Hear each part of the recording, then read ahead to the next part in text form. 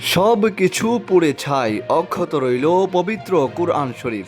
হোসেনপুরে ভয়াবহ অগ্নিকাণ্ডে চাঞ্চল্য। কিশোরগঞ্জের হোসেনপুর উপজেলার গাবরগাঁও গ্রামে ভয়াবহ অগ্নিকাণ্ডে ঘরবাড়ি, আসবাবপত্র ও গবাদি পশু পুড়ে ছাই হয়ে গেলেও একটি পবিত্র কুরআন শরীফ অক্ষত অবস্থায় পাওয়া গেছে বলে স্থানীয়দের দাবি। ঘটনাটি এলাকায় ব্যাপক আলোচনার জন্ম দিয়েছে। স্থানীয় সূত্রে জানা যায়, গত 22 জুন বিকেল প্রায় 3টার দিকে পারিবারিক কলহের জেরে আলমগীর নামের এক ব্যক্তি নিজ ঘরে আগুন দেন বলে অভিযোগ রয়েছে। আগুন দ্রুত চারদিকে ছড়িয়ে পড়ে পুরো বাড়ি গ্রাস করে। অগ্নিকাণ্ডে ঘরের আসবাবপত্র, কাপড়চোপড়, প্রয়োজনীয় মালামাল সহ সবকিছু পুড়ে যায়। আগুনে জীবন্ত পুড়ে মারা যায় গরু বাছুর। এতে পরিবারটির ব্যাপক ক্ষয়ক্ষতি হয়েছে।